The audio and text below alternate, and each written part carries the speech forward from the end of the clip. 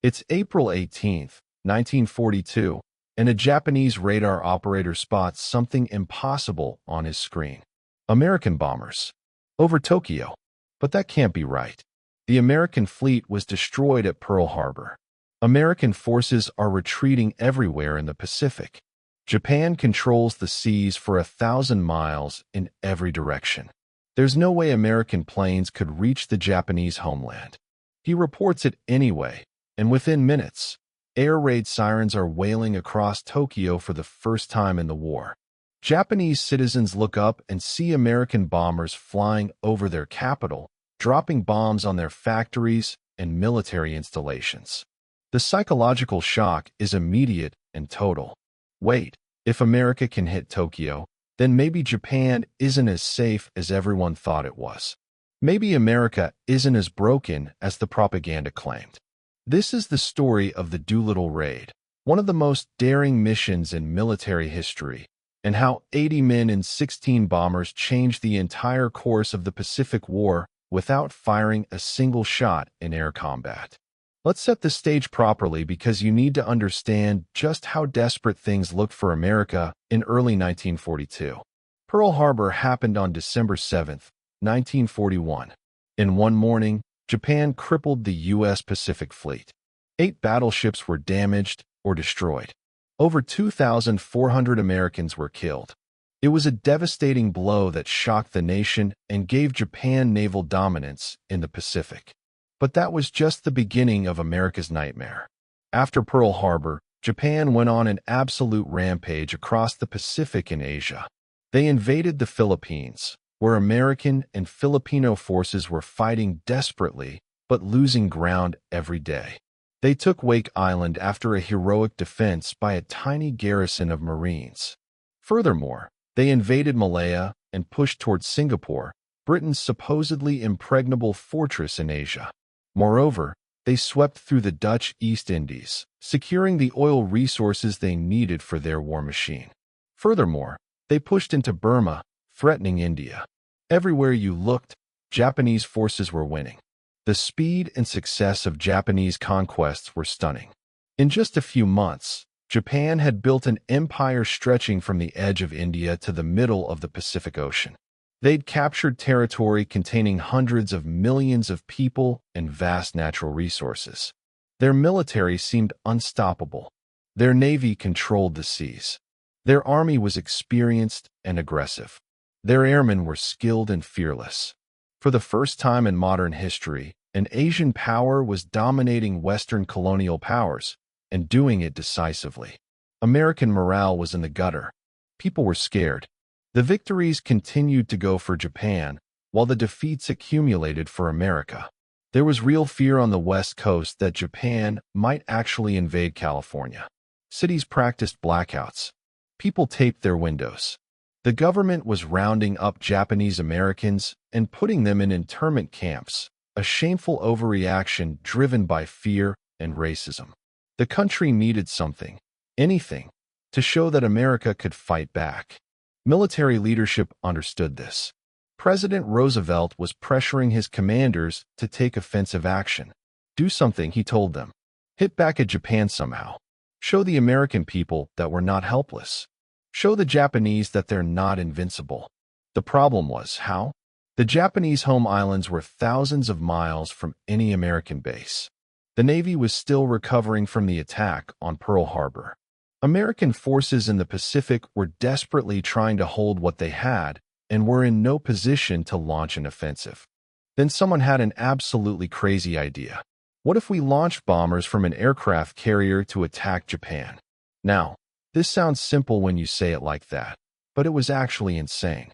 Aircraft carriers weren't designed to launch heavy bombers. They carried fighters and light attack aircraft. Bombers were too big, too heavy, and needed too much runway. Everyone knew you couldn't launch a bomber from a carrier.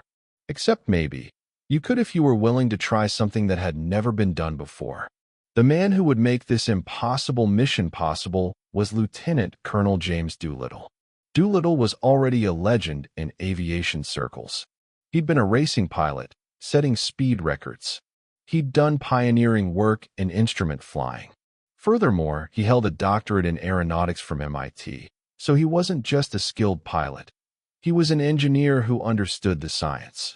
When the military started seriously planning this raid, Doolittle was the obvious choice to lead it. He knew what was technically possible and what wasn't, and he was willing to push the boundaries.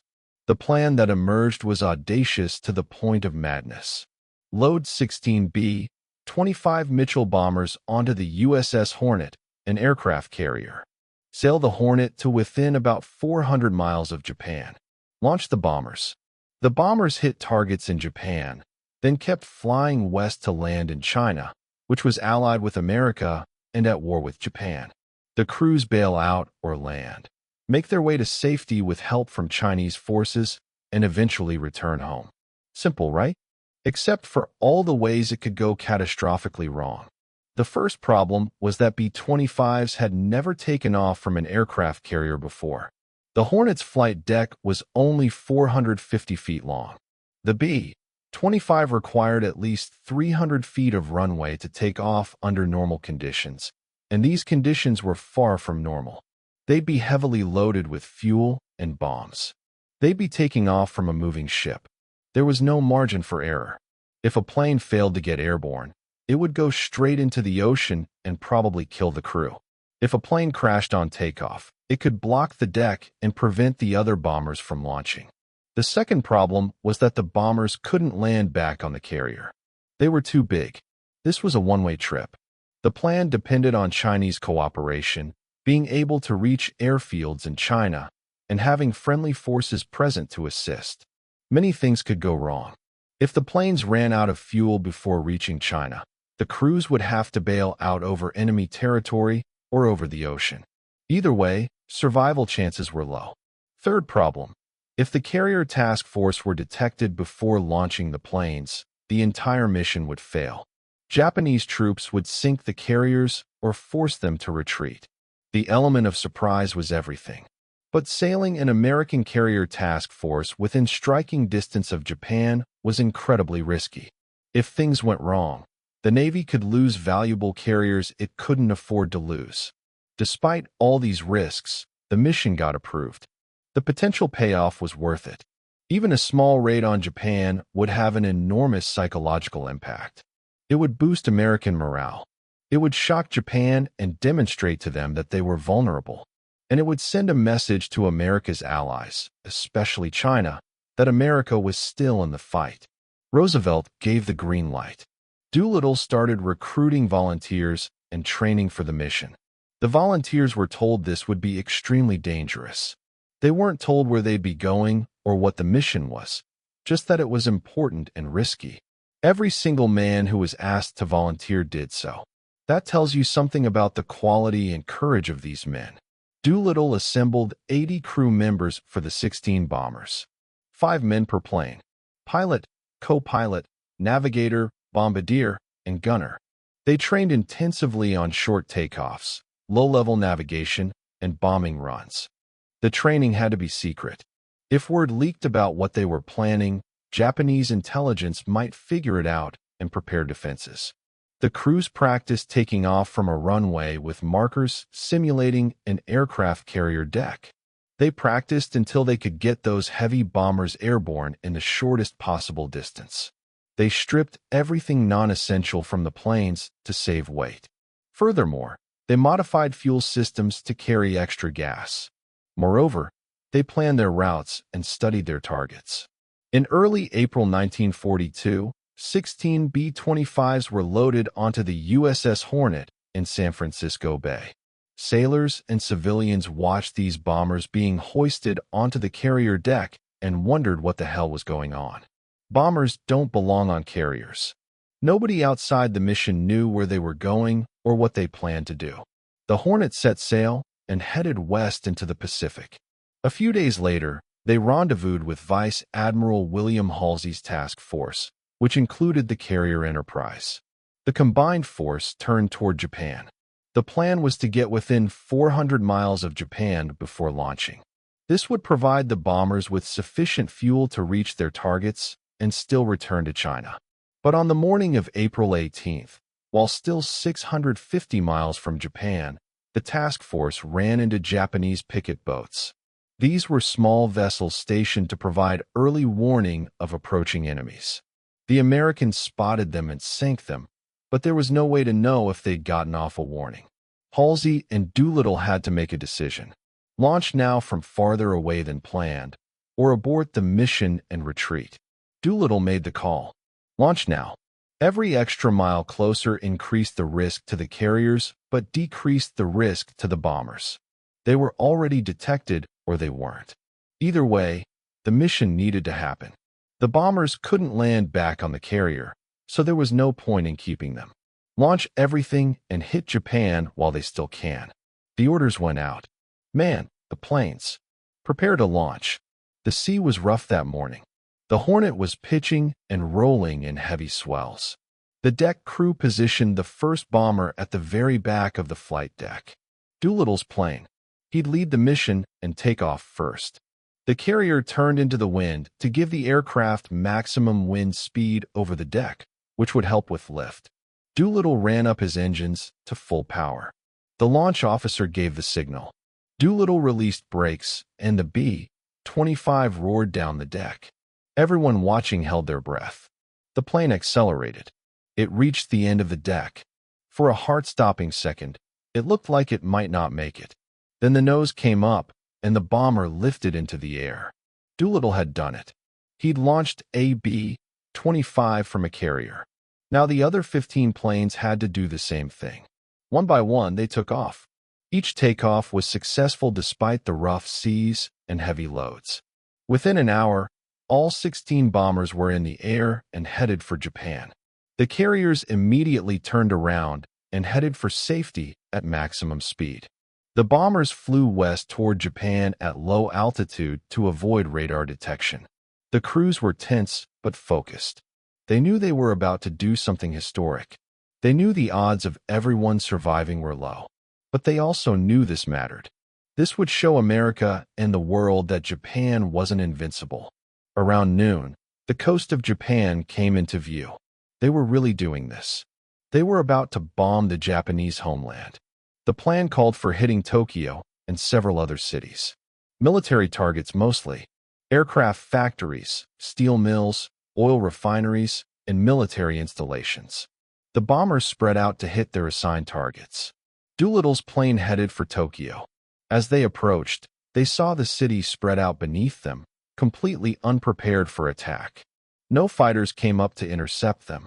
The anti-aircraft fire was light and inaccurate. The Japanese were completely taken aback. Doolittle's bombardier lined up on their target and released the bombs. Direct hit. Other planes were hitting their targets across Tokyo and other cities. The bombing itself caused limited physical damage. 16 bombers with limited bomb loads couldn't do that much damage to a major city.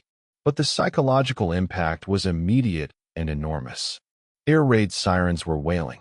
People were running for shelters. Japanese fighters were scrambling, but by the time they got airborne, most of the American bombers were already leaving. One plane hit targets in Tokyo and then flew over the Imperial Palace.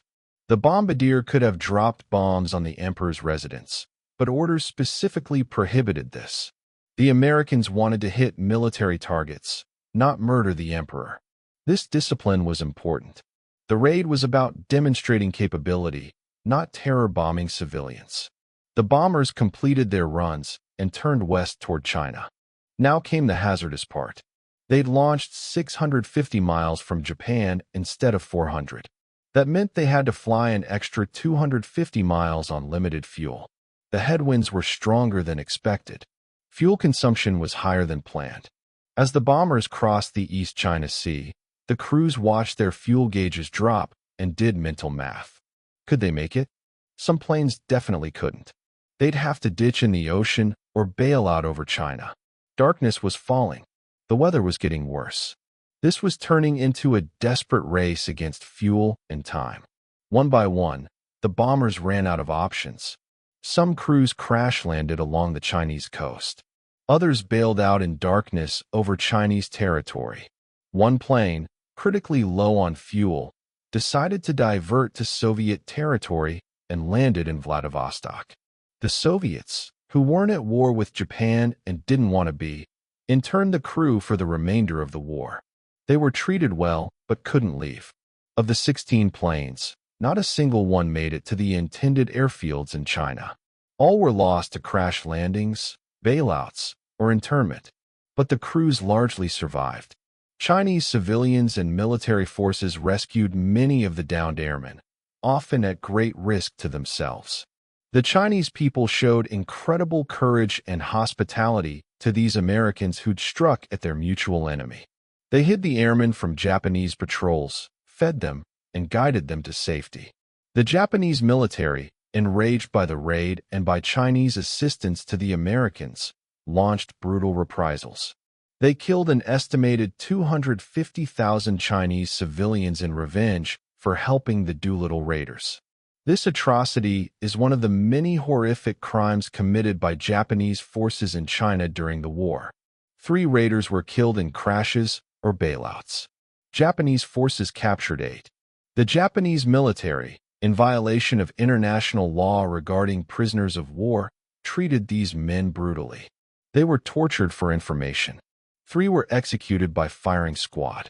1 died of disease and starvation in captivity. 4 survived internment and were eventually liberated at the end of the war. The suffering these men endured was terrible, and their courage in the face of it was extraordinary. 69 raiders eventually made it back to American lines with the help of the Chinese.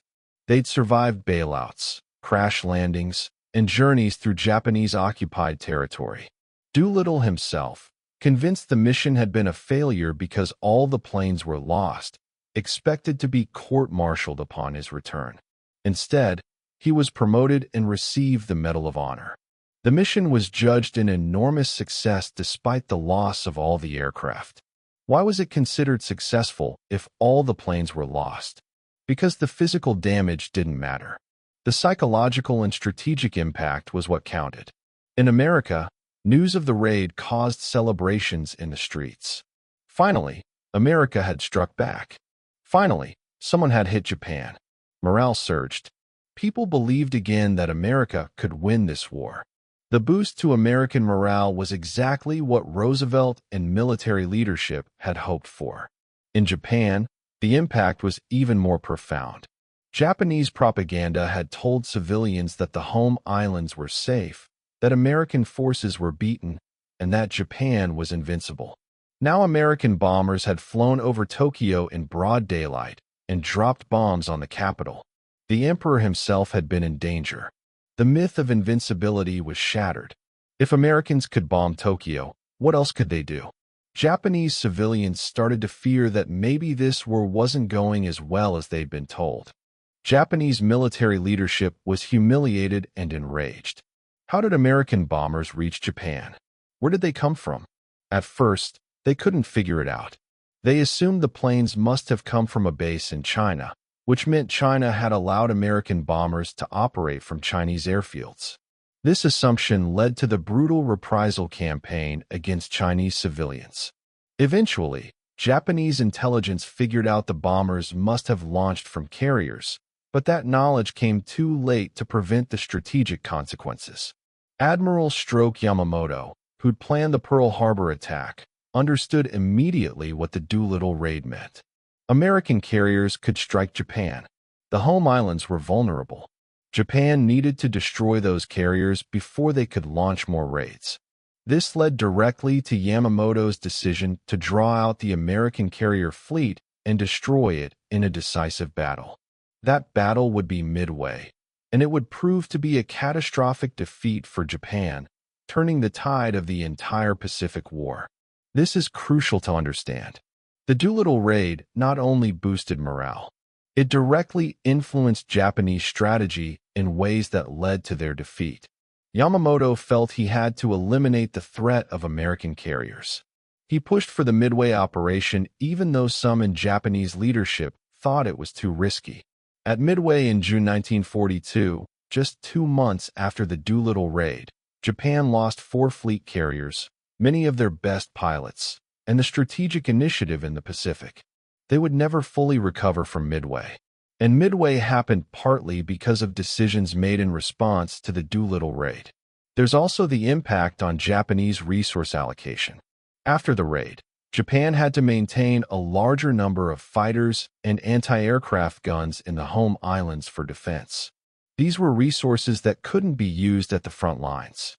Japan had to expand its defensive perimeter farther to prevent future carrier raids. This overextension would prove disastrous as American forces began their island-hopping campaign. The Doolittle raid forced strategic changes that weakened Japan's overall position.